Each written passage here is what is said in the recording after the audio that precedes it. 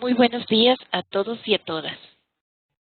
En nombre de OLADE y de la Plataforma del Conocimiento Expertos en Red, agradecemos su participación en este webinar relacionado con la temática de hidrocarburos, donde trataremos el tema Control al comercio ilícito de hidrocarburos.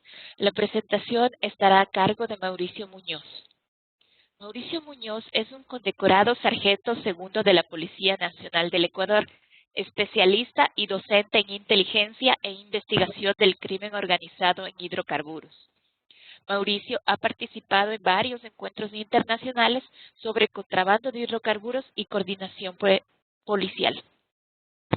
Es necesario recordar a todos los participantes que podrán hacer preguntas al presentador a través del chat con un mensaje dirigido a todos los participantes y estas serán respondidas una vez finalizada la presentación.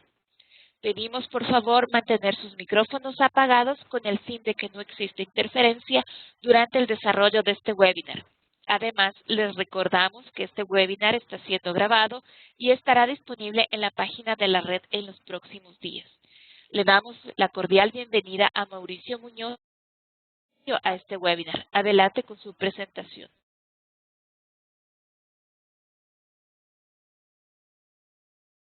Buenos días con todos y todas. Soy Mauricio Muñoz, analista de la Unidad de Investigaciones de Delitos Energéticos e Hidrocarburíferos de la Policía Nacional del Ecuador. Reciban todos un gran saludo de quienes conformamos la institución policial y ante todo de mi unidad. Es un orgullo para mí dirigirme ante tan distinguida audiencia a través de este medio de comunicación, que nos permite interactuar en tiempo real e intercambiar experiencias de ideas, siendo mi único objetivo como miembro policial es dar a conocer a través de una reseña sobre la problemática de las actividades ilegales del tráfico de hidrocarburos que tiene nuestro país.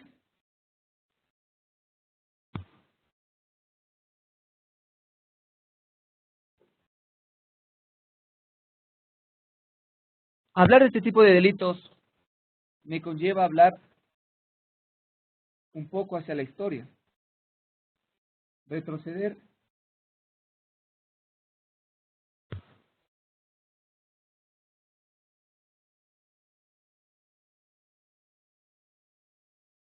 un poco en el tiempo y en el espacio en donde realmente la situación hidrocarburífera en el país exactamente en el 2007 se tornó alarmante y descontrolable. Ubiquémonos en la historia en el 2007, en donde el Estado, preocupado por este descontrolado tráfico de hidrocarburos, decide armar un equipo con el fin de saber la realidad de elevación del combustible a través de nuestras fronteras. Es así que se calcula que en el año de 2007, el subsidio entregado por el Estado hacia la compra de hidrocarburos era de 1.900 millones. Ese presupuesto del Estado en aquel entonces representaba el 15%. Además, se calculó también que las pérdidas sufridas por el Estado en aquel año representaban los 300 millones de dólares. Quiere decir que ese dinero fue destinado a mafias, tanto en la frontera norte con Colombia como en frontera sur con el vecino país de Perú. También se analizó que el barril de petróleo, la fluctuación del barril de petróleo afectaba a los derivados de hidrocarburos. Pero ¿dónde se notaba más esta afectación? ¿Dónde se notaba más la presencia de este delito? Realmente en las zonas de frontera. Porque el combustible, tanto en Colombia y con Perú, subían alarmantemente. Pero en nuestro país se mantenía el precio por ser subsidiado. Es así que la demanda aumentaba en las dos fronteras. Acotando también a esta problemática, se evidenció la inexistencia de la presencia del Estado, en donde el 60% de la población se dedicaba al tráfico de hidrocarburos. como una actividad normal y parte de su economía que aportaba a cada uno de sus hogares.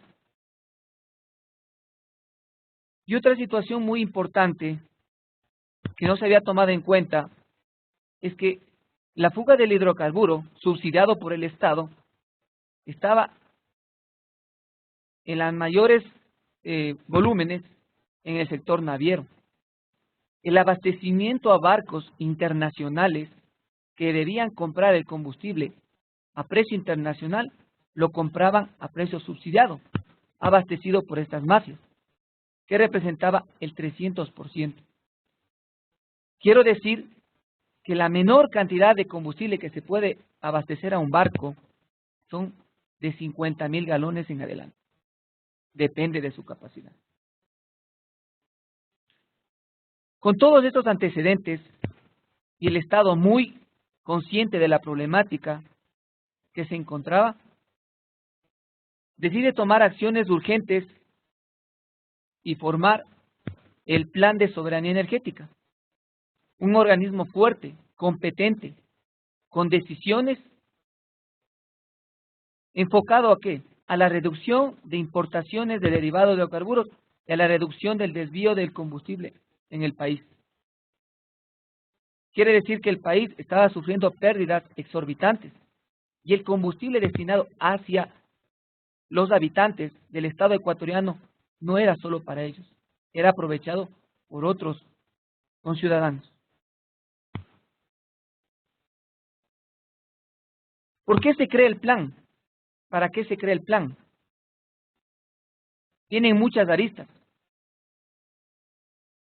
El Ecuador, por historia, conocemos que es un país donde su economía se basa en la explotación del petróleo. Especialmente, quiero decir que tiene un pequeño problema, en que es deficitario de PP y diésel. Importamos diésel, importamos nafta.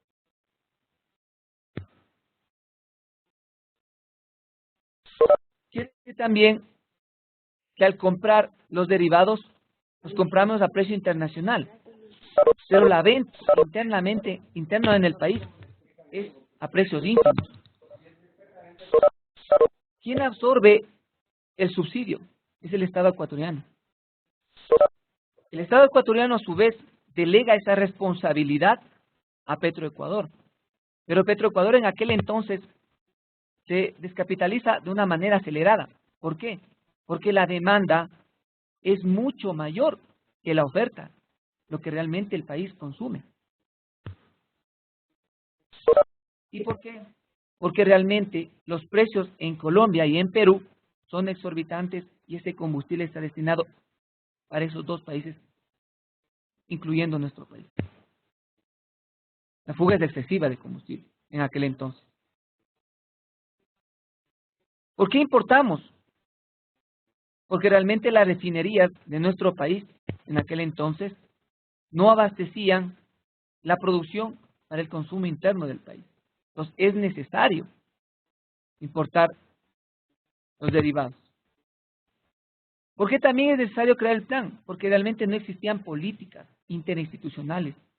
Las instituciones encargadas del control de la seguridad y del control hidrocarburífero, cada una trabajaba por cuenta suya, tratando de obtener logros propios, cuando no existían políticas para trabajar en común equipo, de una manera coordinada.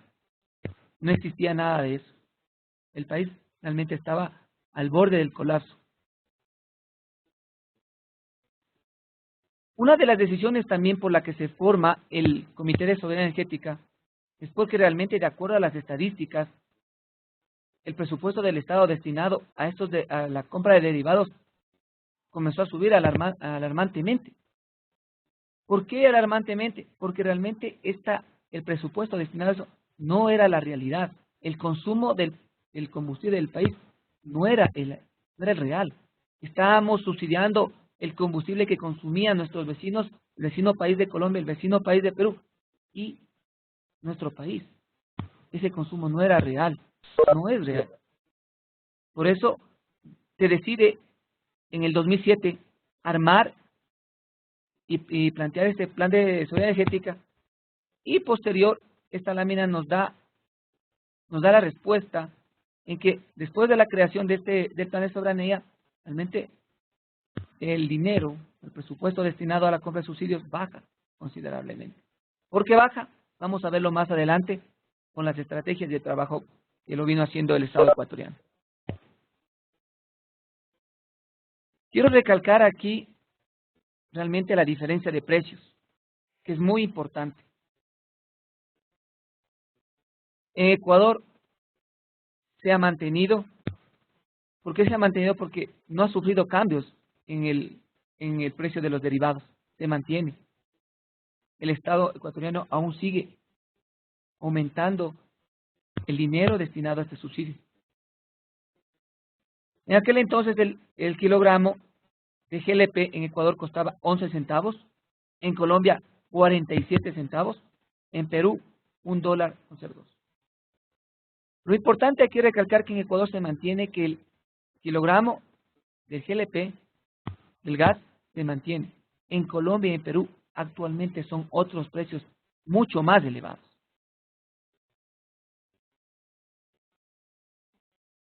Ahora hablemos del diésel.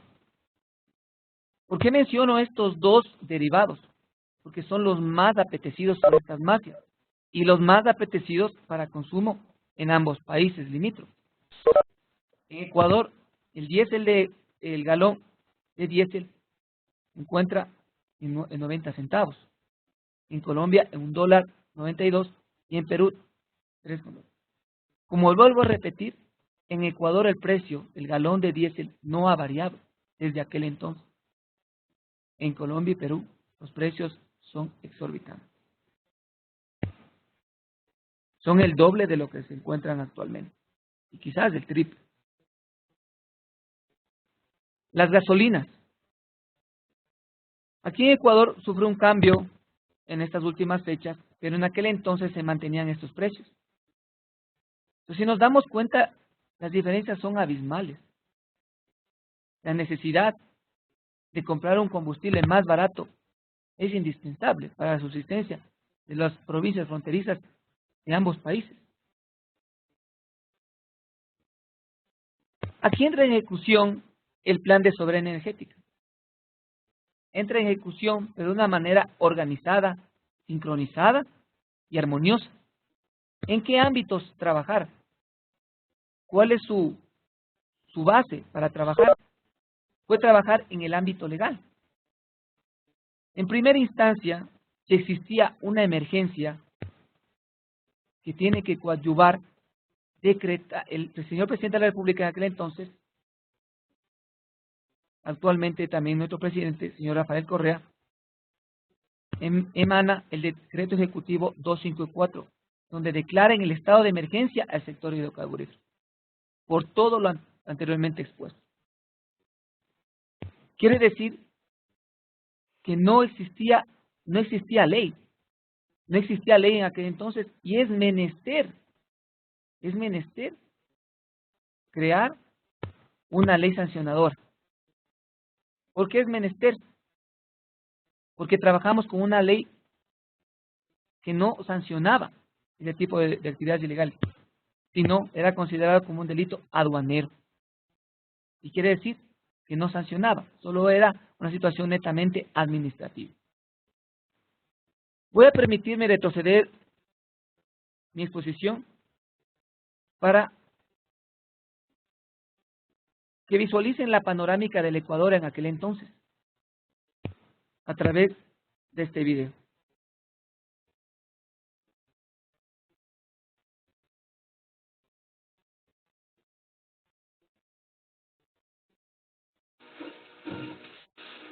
Se intensifican los controles en las vías de la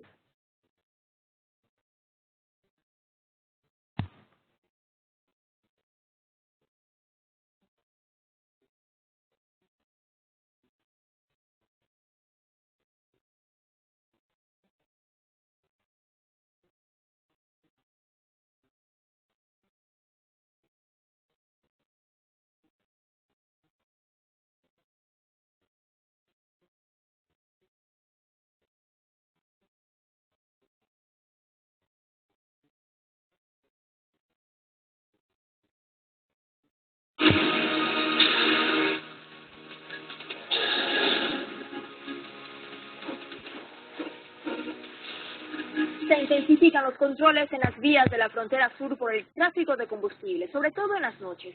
Los contrabandistas cada vez descubren rutas alternas para trasladar ilegalmente cilindros de gas y gasolina hacia el Perú. Panorámica la Policía Judicial del Oro, sus patas, repletos de camiones aprendidos con diésel que era transportado al Perú. Todo esto, solo en el último mes. En la carretera la policía libra una guerra diaria contra las mafias de contrabandistas. Un galón de combustible aquí en este país vale $1 y unos centavos más. Y este mismo galón, de aquí a unas media hora, 40 minutos, cuando ya se pasa la frontera al Perú, tiene un valor de $6. En uno de los últimos controles en carretera la policía capturó a estas 4 personas, todas con detenciones anteriores. Fueron hallados con 1.400 galones de diésel en su poder. No tengo nada que decir. No tengo por qué hablar. Me dijeron que lo acompañe.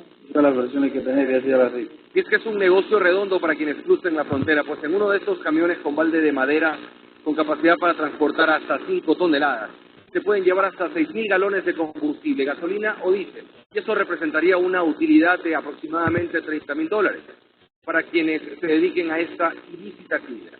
Por eso tal vez es una actividad en constante innovación y escondites sobran a la hora de transportar combustible ilegalmente. Aquí en este lado hay un tanque más o menos de este tamaño. Todo el alto de transporte. A todo esto, para la Dirección Regional de Hidrocarburos, no pasa nada. Los controles que se están realizando aquí lo realiza la policía. ¿Cuál es la labor de la DNH? La labor de la DNH es de hacer un poquito de logística en las cuestiones de información. Pero han sido 110.000 galones de diésel aprendidos en operativos solo en lo que va del año. Combustible que en su mayoría podría volver al mercado negro, pues la CAE, según denuncian, no controla su destino una vez que salen a remate. Así que muy probablemente todo este trabajo de la policía a esta hora está escondido, dejando de nuevo al Perú. Jorge Rodríguez, 24 horas.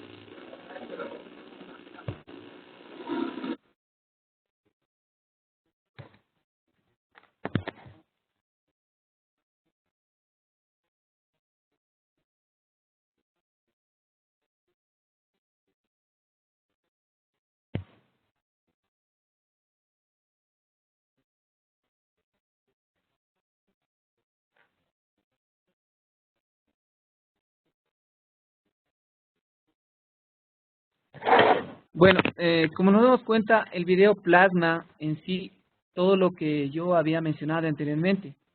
Plasma la realidad del Ecuador en aquel entonces, del 2007. Claro que este problema viene mucho más atrás. Realmente cuando se tomaron acciones fue desde el 2007. Entonces nos damos cuenta que no existía ley, no existía coordinación, pero ahora sí el Estado decide sentar bases fuertes en el ámbito legal. La ley de hidrocarburos sanciona la transportación, la comercialización, el tráfico. Quiere decir que el combustible subsidiado por el Estado ecuatoriano sale de nuestras fronteras, es sancionado. La sustracción de hidrocarburos. Realmente tenía problemas serios en la perforación de oleoductos, poliductos y gasoductos en la Amazonía del Ecuador. Es así que con esta base legal podemos pasar ya al segundo ámbito, que es de la coordinación. Realmente en la implementación del plan de soberanía energética, él articula todas las organizaciones, tanto de seguridad, viene aquí Fuerzas Armadas y Policía Nacional. Tiene organizaciones del sector hidrocarburífero, donde entra Petroecuador, entidad estatal encargada de la explotación del petróleo en aquel entonces. Hoy tenemos una nueva institución encargada de la explotación, se denomina Petroamazon. Viene también la ARCH, en ese entonces Dirección de Hidrocarburos, quien es el ente encargado del control de hidrocarburos a nivel nacional. Esta coordinación no le existía. Con este plan se van sentando mesas de trabajo para plantear estrategias en contra de esta actividad ilegal. Como tercer punto tenemos el ámbito de proyectos. Si bien es cierto, tenemos la ley, tenemos la coordinación, pero hasta la fecha no sabíamos el consumo interno del país. ¿Cuánto es el consumo por segmento que el país necesita, que necesita importar, con el fin de reducir las importaciones de los derivados? Tenemos el segmento automotriz, tenemos el segmento naviero, tenemos el segmento industrial. No teníamos catastrado, no teníamos sistemas informáticos donde visualizar a quienes estábamos destinando el combustible subsidiado por el Estado ecuatoriano. Claro, estos proyectos vienen que son a corto, mediano y largo plazo. Inclusive algunos hasta la presente fecha se vienen desarrollando. En el ámbito ya fuerte y que me compete a mí es el ámbito de control. El Estado ecuatoriano no contaba con una unidad especial dedicada a investigar este tipo de delitos, a desarticular estas mafias organizadas que se estaban aprovechando del subsidio del Estado y que realmente se estaban enriqueciendo de una manera exorbitante. Y fomenta la creación de la Unidad de Investigaciones de Delitos Energéticos. A su vez, también destina la creación de grupos dentro de las Fuerzas Armadas que ayuden a la seguridad hidrocarburífera. Esto es, al cuidado de los oleoductos, poliductos y gasoductos. Para normar toda esta actividad, ya sea preventiva o investigativa, también se adhiere la Secretaría Nacional de Inteligencia, entidad rectora de la inteligencia de nuestro país, en donde se va a proyectar toda la información obtenida de todas las entidades de seguridad para tratar estrategias y poder disminuir esta actividad ilegal que se venía dando, que también iba de la mano con operativos de control especialmente en el sector fronterizo.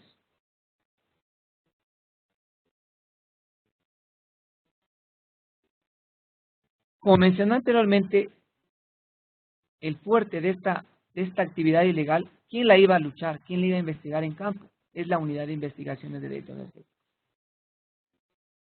Quiero presentarles un video y hacer una reseña de quiénes somos, cómo nos creamos, para qué fuimos creados y cuál es nuestra proyección dentro de este ámbito delictivo.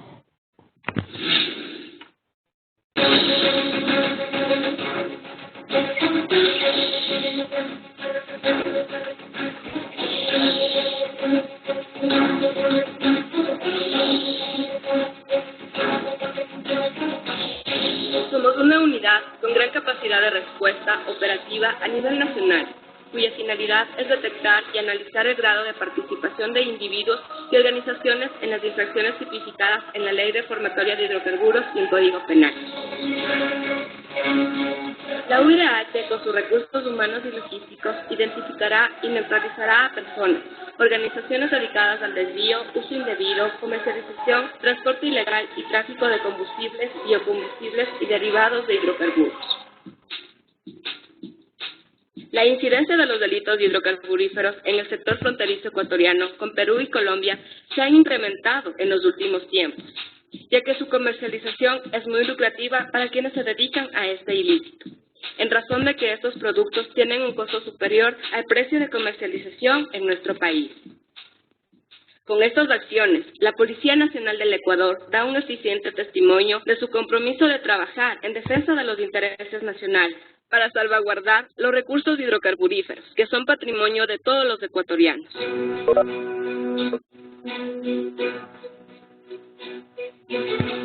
La Unidad de Investigaciones de Delitos Energéticos de Hidrocarburíferos realiza campañas preventivas sobre la Ley Reformatoria de Hidrocarburos, con la finalidad de concientizar a la ciudadanía sobre nuestros recursos no renovables.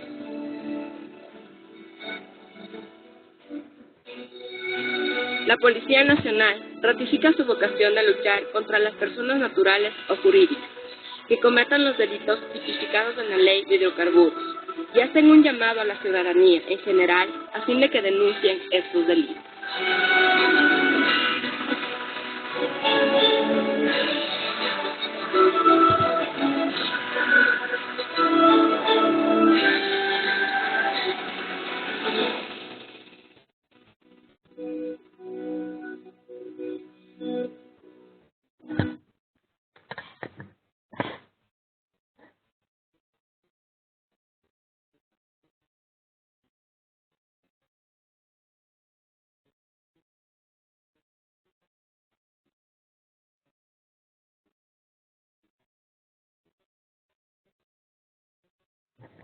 Bueno, este video creo refleja todo lo que la unidad, el potencial de la unidad, lo que quiere, cuál es su finalidad y sobre todo el aporte que quiere dar como fuerza de seguridad del Estado hacia el Estado en beneficio del Estado ecuatoriano. Para esto necesitamos estar fuertes como en la base legal que nos marque y nos rija la competencia dentro de este macro proyecto, se llama Plan de Soberanía Energética. Para esto, nosotros fuimos formados dentro de la Constitución de la República del Estado, el artículo 408, donde habla sobre la protección de los recursos naturales no renovables. Habla también el artículo 163 sobre la misión de la Policía Nacional como ente de seguridad interna y sobre precautelar sobre el desarrollo económico del país. Tenemos también la promulgación de la ley número 85, la ley de hidrocarburos, donde sanciona este tipo de delitos y donde entra nuestro accionar como policía para investigar y que estos ciudadanos, los malos ciudadanos, sean sancionados a través de esta ley. También tenemos el decreto ejecutivo 762, donde declara el estado de emergencia. ¿Por qué es importante este decreto? Porque realmente nos da funciones extras y realmente nos da una fuerza tanto económica como operativa para poder desarrollar este tipo de actividades en contra de la actividad hidrocarburífera ilegal. Como segunda fase, ya teniendo el sustento legal, procedimos al personal a capacitarlo en el área de inteligencia e investigación y sobre todo en el área hidrocarburífera. Es algo nuevo para la policía, era un reto en aquel entonces, desconocíamos la cadena de comercialización, entonces fue capacitado el personal, se visitó in situ las refinerías, documentaciones, instalaciones, cómo es el manejo interno de los derivados en el país desde que llega a tierra y sobre todo la fortaleza que mencionaba anteriormente, la firma de convenios internacionales entre el Ministerio de Energía y Minas en aquel entonces, hoy Ministerio de Recursos No Renovables. Se firma un acuerdo donde se entrega medios logísticos y financieros para que la unidad entre en acción.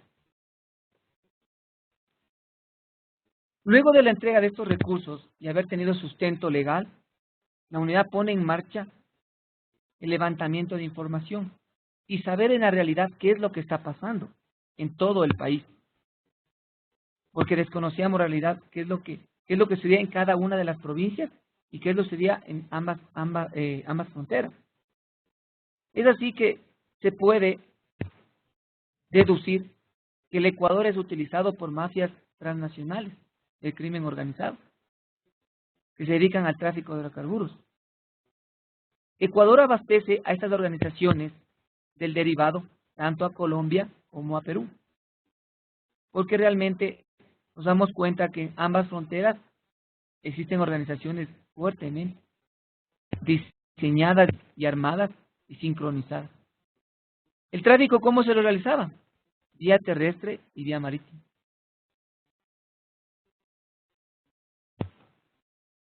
He aquí lo importante, la unidad identifica los modus operandi de estas organizaciones y en base a ese modus operandi, la unidad diseña su plan de trabajo y sus estrategias a combatir este mal. Es la utilización de lanchas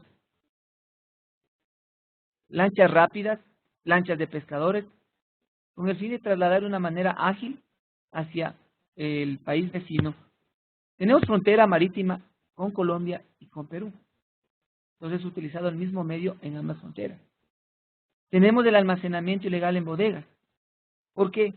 porque el combustible que llega de diferentes lugares del país se almacena en bodegas ilegales justo en provincias o en sectores fronterizos, sea vía terrestre o vía marítima, para pasar al vecino país. Siempre existen bodegas clandestinas.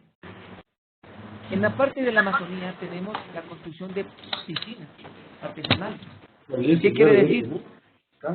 Existen perforaciones y esas perforaciones abastecen a piscinas artesanales construidas cerca de los ductos, poliductos y gasoductos.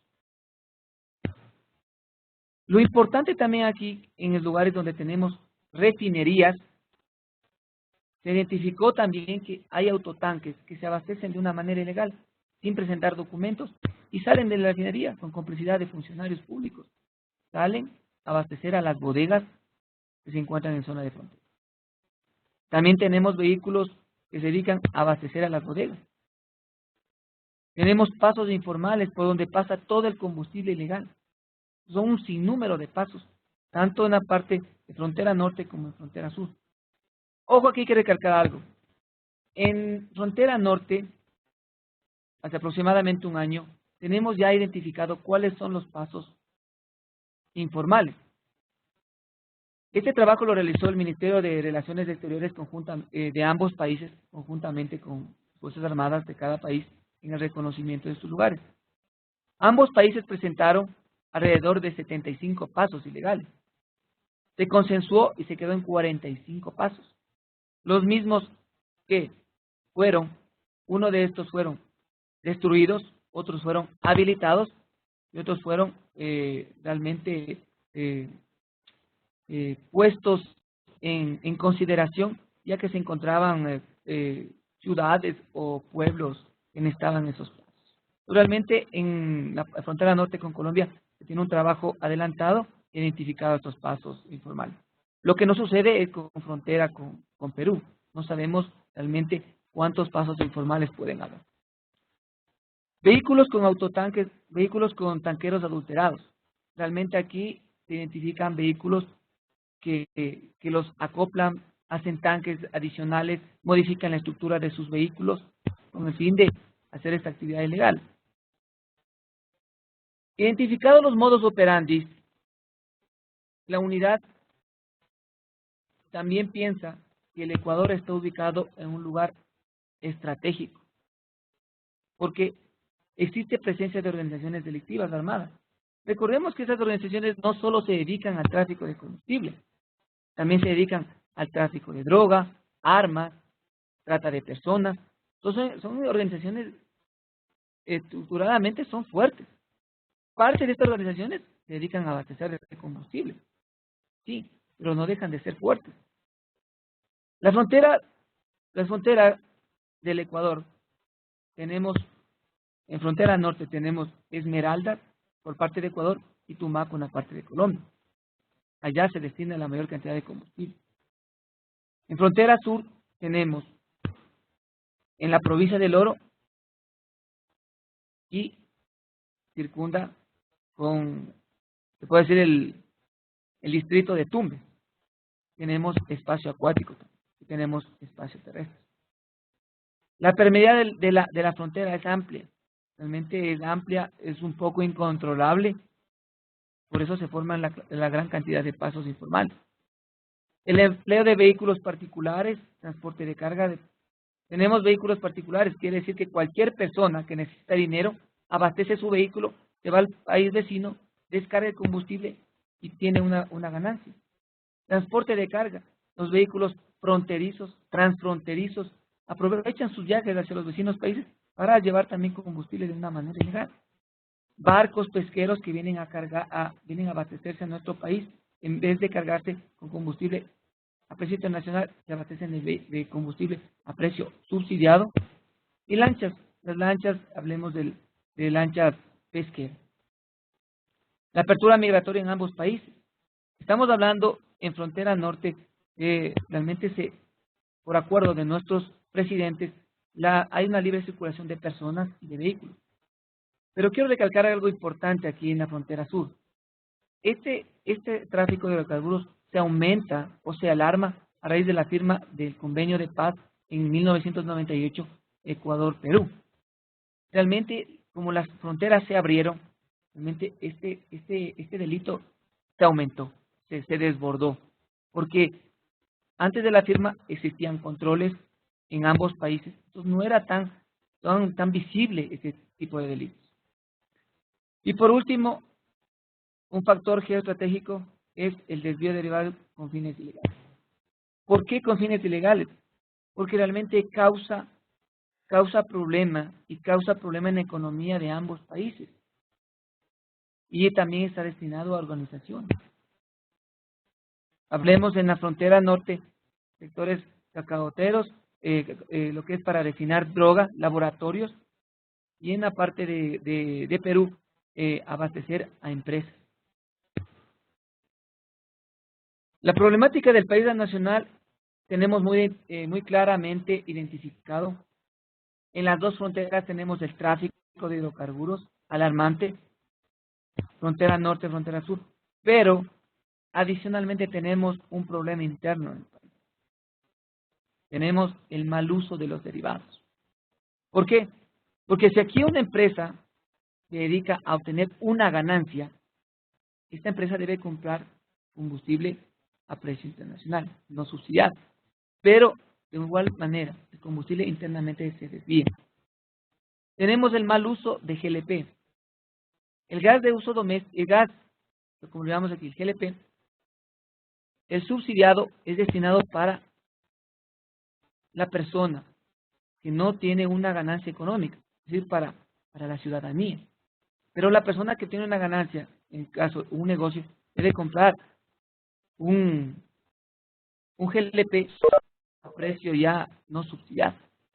Pero tenemos un problema interno también en el país, el mal uso de GLP y el desvío de combustible a los sectores que no son destinados.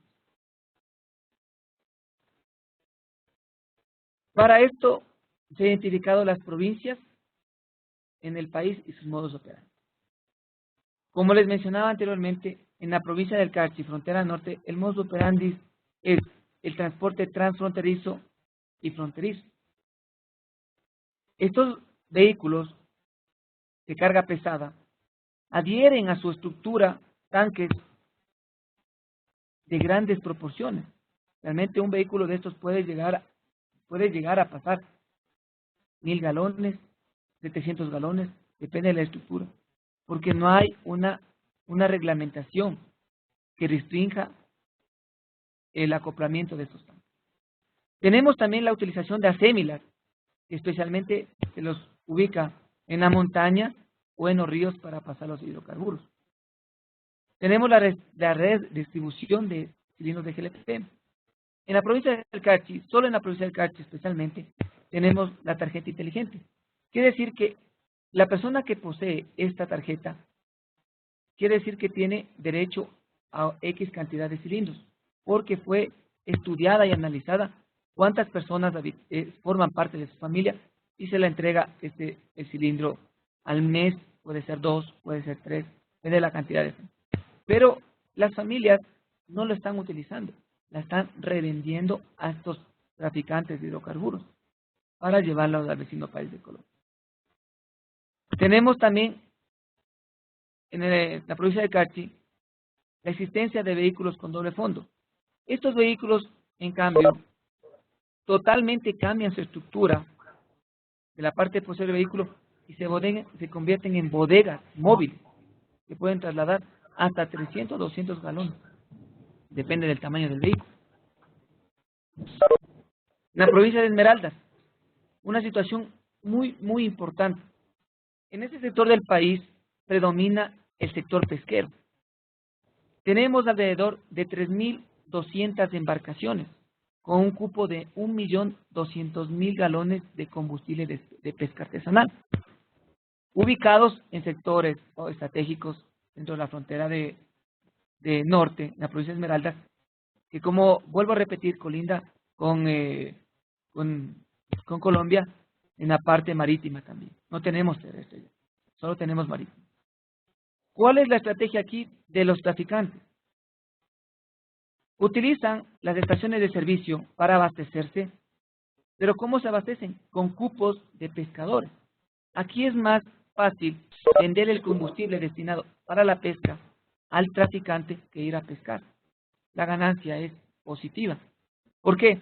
Porque aquí en el país el galón de gasolina de pesca artesanal está en 90 centavos.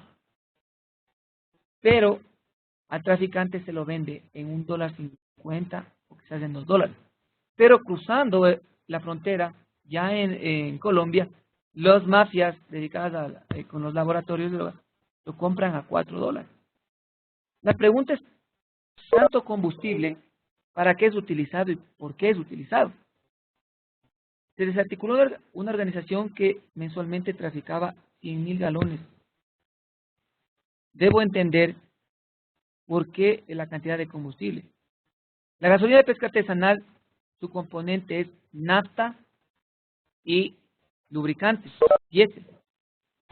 Quiere decir que el 90% de nafta que es utilizada para el refinamiento de coca, a través de una descomposición rápida, química, es más fácil de obtener. No es un combustible controlado, no es una sustancia química controlada, es más fácil conseguir combustible de pesca artesanal para las actividades ilegales. Adquiero el combustible en las estaciones de servicio, lo traslado ilegalmente, almaceno ilegalmente en muelles y posterior en lanchas, llevo al vecino país de Colombia. ¿Por qué? Porque existe corrupción de administradores, pescadores, transportistas, funcionarios que se encargan de la seguridad, policías y militares. Son mafias muy bien estructuradas. En la provincia de Sucumbíos, en el oriente ecuatoriano, la problemática también se torna muy difícil y diferente. Tenemos extensiones y extensiones de poliductos, gasoductos, es un poco incontrolable. ¿Qué tenemos en el oriente ecuatoriano? Perforaciones ilegales, ¿sí?, que realmente causan la pérdida del estado de hidrocarburo, pero también un impacto ambiental grande. Este combustible, al ser sustraído, es almacenado en estas piscinas temporales, ¿sí?, que tienen capacidad de 2.000 galones. Y es constante esta proliferación de estas piscinas. En el último año ha existido controles y ya no se ha visualizado la presencia de estas piscinas. Como estas piscinas se encuentran en lugares inéditos, utilizan autotanques para trasladarlo a zonas de frontera. Tenemos el río San Miguel y tenemos también el paso fronterizo, vía terrestre y vía marítimo. La mayor cantidad de combustible que se va a poner Sucumbíos es vía marítimo. Recordemos que frente a nuestro sector fronterizo tenemos la presencia del Frente 48. En la provincia del Oro, quizás para nosotros es algo más visible por todas las autoridades. Y realmente se está planteando estrategias de trabajo muy fuertes. El combustible en la provincia del Oro no solo se abastece dentro de la provincia del Oro, viene combustible de diferentes provincias adyacentes. Puede ser la provincia de Los Ríos, puede ser la provincia del Guayas. Tiene combustible para abastecer especialmente a ese sector en el canal Salumí. El combustible solo tiene estaciones de servicio, se lo traslada en camiones de una manera inclusive a veces hasta muy visible. Se almacenan en bodegas de varias formas, en fundas, en bidones. También la existencia también de vehículos con doble fondo. Como mencionaba en la provincia de Cachi, hay vehículos con doble fondo. Prácticamente se vuelven en unas bodegas movibles. ¿Cuál es el destino final? El Canal Internacional de Sarumichi.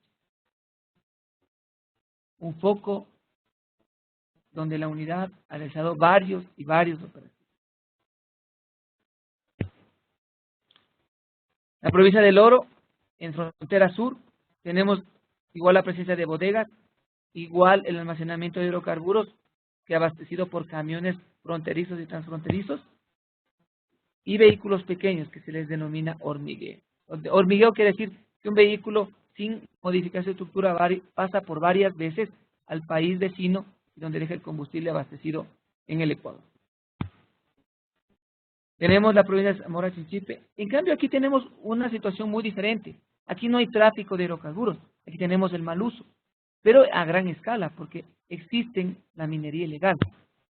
Esta maquinaria no tiene permisos, por ende no se puede abastecer, pero lo que existe, diríamos, internamente hay un tráfico interno en el país, en la provincia. Se almacena el combustible, se adquiere de una manera ilegal, se almacena en bodegas ilegales y se provee a la maquinaria para la minería ilegal. Impacto ambiental a gran escala. Para que suceda todo este tema, todas las ilegalidades en las diferentes provincias, quiere decir que se prestan escenarios. Pasamos a otro tema, los escenarios que se dan para el cometimiento de estos delitos. Tenemos el uso doloso de cupos, como lo mencionaba, en la complicidad de los pescadores, de las personas que tienen un cupo obtenido de una manera lícita, legal, el combustible lo vuelven a utilizar de una manera ilegal. Corrupción de funcionarios, estamos hablando en todos los niveles. Tenemos impunidad en los procesos, tenemos la falta de control por parte de Policía Nacional, Fuerzas Armadas, quienes se encuentran en estos lugares. Tenemos dos sistemas, el sistema ORCA y el sistema SINMAR, que fueron creados para el control de este derivado del sector naviero. No se ha repotenciado, existen falencias. No existe la reglamentación para el abastecimiento de barcos internacionales. No poseemos un reglamento para que el abastecimiento de estos barcos sea de una manera formal, sino que realmente hay mucha discrecionalidad. No presta toda la seguridad. Presencia en zonas cacaleras, en vecinos países como decía Colombia. Tenemos también en Perú. Y la oferta y la demanda. La oferta es grande para nuestro país, pero no para la demanda internacional. Para esto la unidad pasa a un segundo punto, que es ¿qué vamos a hacer con toda la problemática que tenemos en las provincias? Es plantear estrategias. ¿Qué estrategias tenemos? Para esto, la unidad crea agencias en zona de frontera. ¿Por qué? Porque nuestro accionar antes era desde la capital, desde la ciudad de Quito. Teníamos el equipo, existían investigaciones, nos trasladábamos a las provincias, pero no era suficiente. Requería que la unidad esté presente en los lugares de mayor incidencia de esta actividad ilegal. Se creó agencias, tanto en frontera norte, en frontera sur.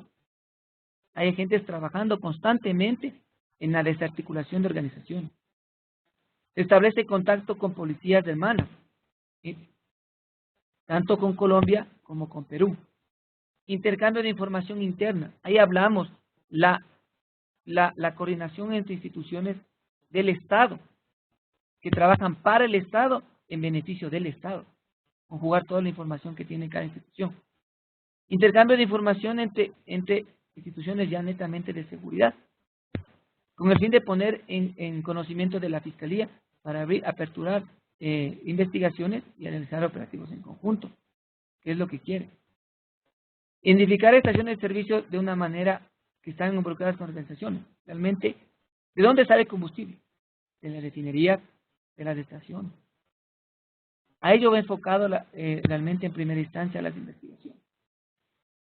Y como habíamos mencionado también, la policía y la unidad no solo es reactiva, también somos preventiva. Actuamos de una manera de concientizar a las personas de lo que estamos perdiendo. Aquí voy a hacer un alto con el fin de resumir todo lo que hasta la presente diapositiva he planteado. Es un trabajo de unidad.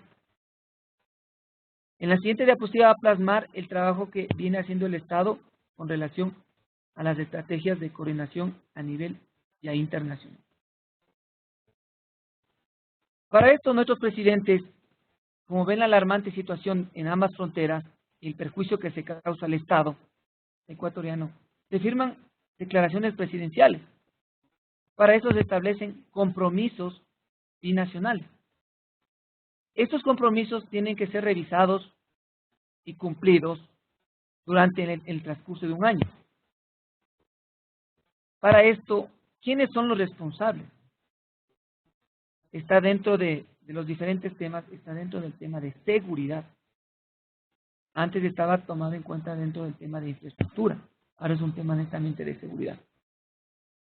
Se designan oficiales en ambos países responsables de la información y del ejecútese del cumplimiento de los compromisos, intercambio de información de las organizaciones delictivas, porque estamos hablando de organizaciones transnacionales, para la ejecución de operativos binacionales con carácter investigativo, realmente a desarticular organizaciones, que quede un precedente.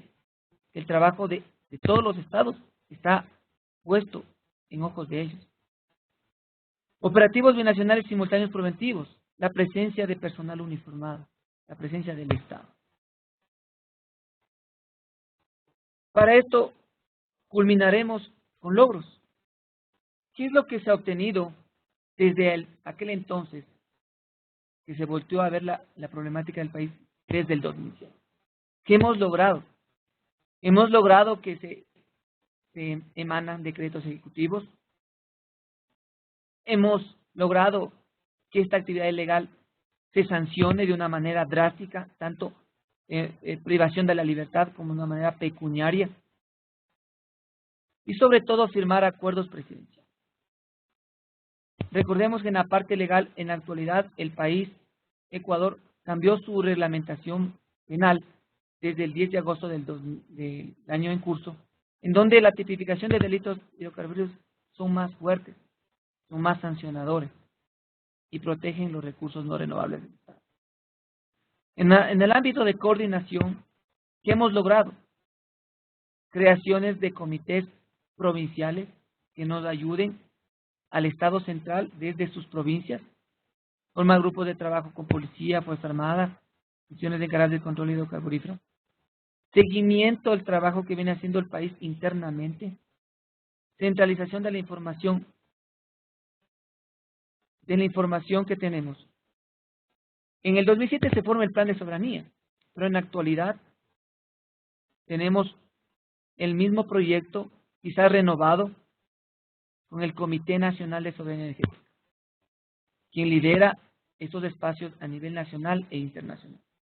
Y tenemos las reuniones binacionales con instituciones encargadas del control hidrocarburífero, tanto de Colombia y de Perú. En el ámbito de proyectos, tenemos adelantados proyectos ya sabemos la realidad del país, tenemos ya asignado cupos a diferentes segmentos a través de sistemas informáticos, tenemos el sistema de trazabilidad, tenemos la tarjeta inteligente, tenemos el sistema SIMAC. Antes no lo teníamos. Ahora por lo menos tenemos la base de cuánto que se consume en cada segmento y quién es el que lo consume.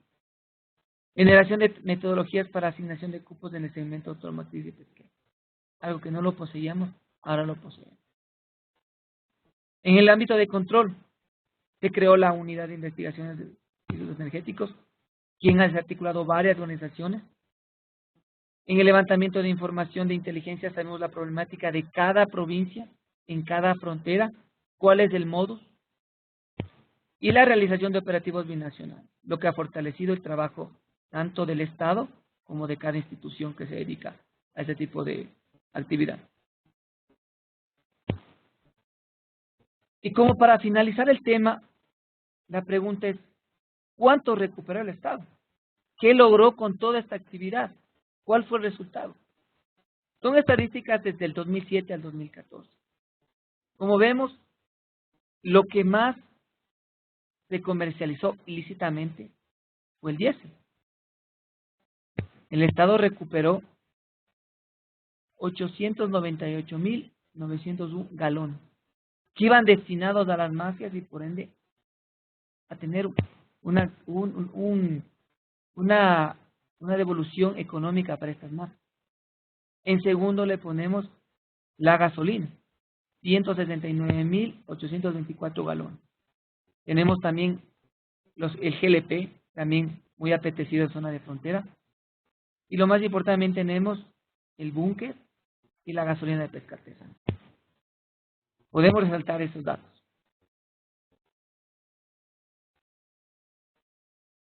El Estado también recupera a través de su ley, donde indica que los medios utilizados para el cometimiento del delito tienen que ser retribuidos hacia el Estado. Quiere decir que todo esto, los vehículos, la fémila, las embarcaciones, fueron vendidas. Y ese dinero fue al Estado, fue recuperado por el Estado. ¿Qué es lo importante de esto? Y quiero recalcar. Existen muchos delitos, pero ninguno de estos delitos logra revertir la pérdida del Estado. Solo este delito revierte lo que el Estado perdió, porque el combustible regresa al Estado. Los medios utilizados son vendidos y regresa al Estado. Los detenidos, ellos tienen que pagar una pena pecuniaria y también es regresado al Estado. Quizás me atrevería a decir en cifras, a modo grosso, y después de haber hecho un cálculo muy importante, muy personal, el Estado ecuatoriano recuperó una gran parte de lo que estaba perdiendo. Resultados muy positivos para el Estado. Bueno, he llegado a finalizar mi exposición. Espero haber aportado al conocimiento de ustedes. Fue en mis experiencias en el lapso de 8 años. Fue todo lo que he logrado recapitular durante esos 8 años de investigación, desarticulación de organizaciones y sobre todo la coordinación y el ámbito. Esto no queda ahí. El Estado ecuatoriano, a través de sus instituciones encargadas del control y a través del CONCE, seguimos luchando contra este mal, con la tendencia a disminuir y a sacar resultados positivos para el Estado ecuatoriano. Ha sido un placer dirigirme a ustedes. Espero no sea la última vez. Y buenos días con todos. Mauricio, muchas gracias y recordamos a nuestros participantes que pueden hacer preguntas a través del chat con un mensaje dirigido a todo el mundo. Vamos a dar unos 5 o 10 minutos para preguntas. Por favor, si alguien tiene una pregunta, que siga.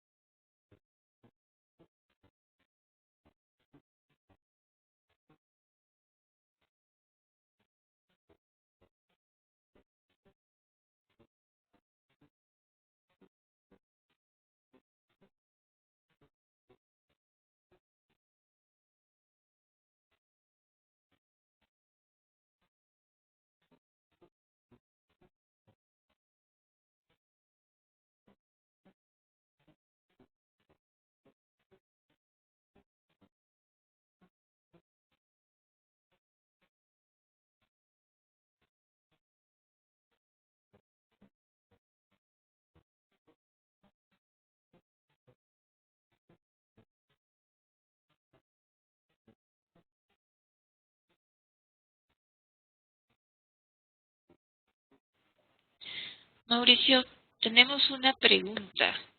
¿Qué opina usted sobre eliminar el subsidio en Ecuador? ¿No sería más fácil todo? Seguramente todo se refiere a que no habría tráfico, no habría personas incurriendo en delitos.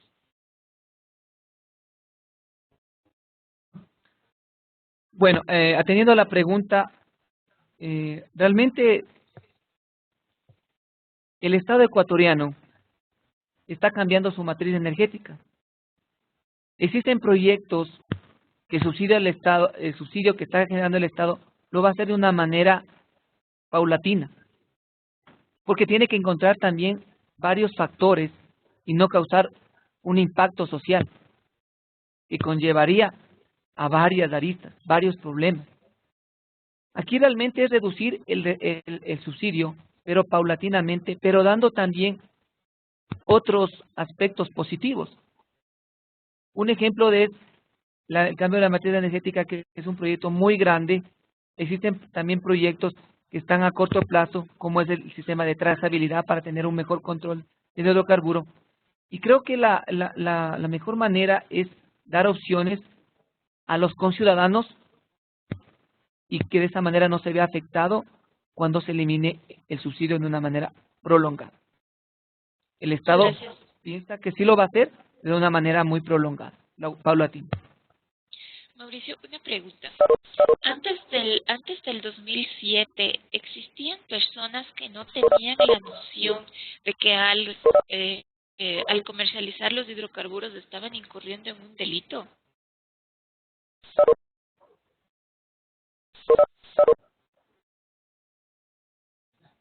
Ya, como mencioné en mi presentación, antes del 2007 no existía ley.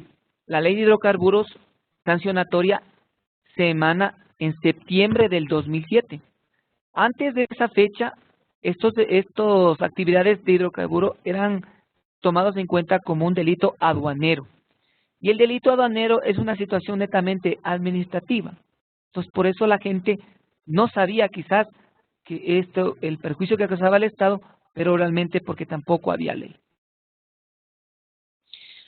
Otra pregunta, Mauricio. ¿En las gasolineras de frontera se abastece normalmente a vehículos con placas colombianas o peruanas? Es decir, ¿se les vende combustible sin ningún tipo de restricción a los precios de Ecuador?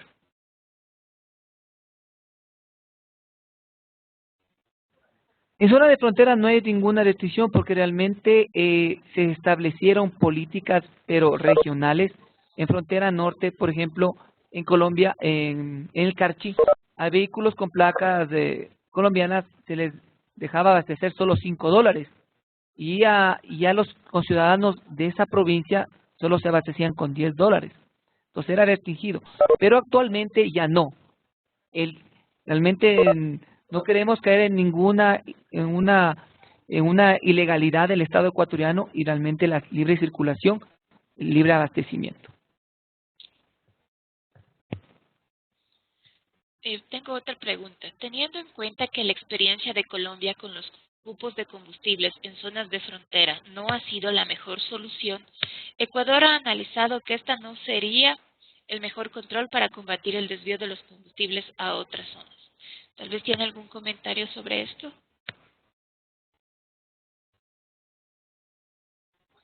Bueno, la verdad, nosotros hemos considerado esa situación porque realmente como se está cambiando la matriz energética y se están viendo proyectos direccionados a la reducción de esto, sí hemos tomado en cuenta la experiencia de Colombia. Realmente no la conocemos a fondo, pero lo que conocemos solo es el tema de frontera. Se está considerando, les comento que en estos próximos meses el plan de soberanía energética, actualmente CONCE, se va a reestructurar y todas esas experiencias de los países vecinos se los va a considerar para nosotros, en base de esas experiencias, reestructurar nuestras decisiones como Estado. Aquí tenemos una opinión de Gabriel Colmont. En mi opinión, la diferencia de precios de los combustibles con nuestros países vecinos es la causa del contrabando. El subsidio para los más pobres puede ser tratado de otra manera. Muchas gracias, Gabriel, por su opinión.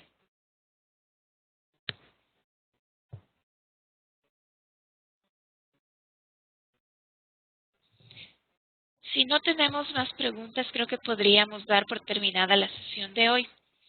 Les comentamos que, debido a la importancia de este tema, Expertos en Red está buscando completar más experiencias de los países andinos y probablemente nuestra siguiente exposición sea el caso boliviano. Les estaremos informando oportunamente cuándo sería la siguiente sesión con la misma temática sobre el control al tráfico ilegal de hidrocarburos. En este caso, les repito, para Bolivia. Tenemos una última pregunta. Teniendo en cuenta que el tráfico de combustible es una actividad que, como usted señaló, es parte ya de los ingresos de las zonas fronterizas, es decir, la sociedad depende económicamente de estas actividades y en base a ellas se generan actividades económicas de diversa índole. En ese sentido viene la pregunta. ¿Se ha planteado el Ecuador un plan de contingencia que sea lo suficientemente atractivo como para que se pueda reemplazar esta actividad económica? algo como una diversificación de actividades mercantiles u económicas que sea atractivo para los ciudadanos que se dedican a estas actividades?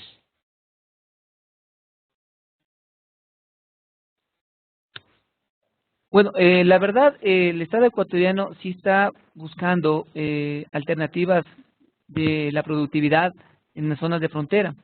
Recordemos que en el 2007 existía un abandono del Estado ecuatoriano en las zonas de frontera, pero en la actualidad realmente se han plantado proyectos muy importantes, tanto en frontera norte como en frontera sur, algo que considerar. En frontera sur, especialmente en el Canal Internacional de Zarumilla, donde es un foco importante de la cantidad de combustible que se va, se está planteando la construcción. Es más, se tienen los planos de la construcción de un parque lineal, una zona realmente turística, donde va a ser con centros comerciales, lugares donde las personas que se están dedicando, que son propietarios de estas bodegas ilegales, se dediquen a otra actividad. Entonces, lo mismo lo está haciendo Perú. Al otro lado del canal, está elaborando planes de trabajo porque hay convenios internacionales, hay convenios entre ambos presidentes para volverle a esta zona productiva y eliminar de esta manera o disminuir el tráfico de hidrocarburos y que las personas vean como una actividad prioritaria el tráfico. Sí existen proyectos, quizás no soy la persona adecuada en informar este tema, pero hay proyectos que están ya en camino, no recién, ya aproximadamente un año, y que se verán los resultados, yo creo que en el transcurso del próximo año.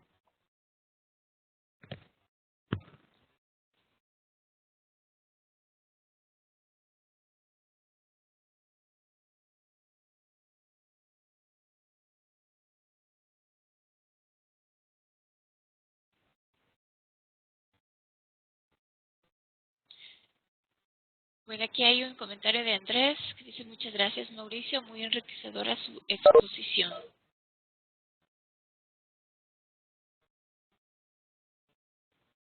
Creo que con esto podríamos dar por terminada la sesión de hoy. Les agradecemos mucho su presencia. Por favor, estén atentos a las informaciones sobre la próxima edición de la misma temática con el tema de Bolivia. Muchas gracias a todos.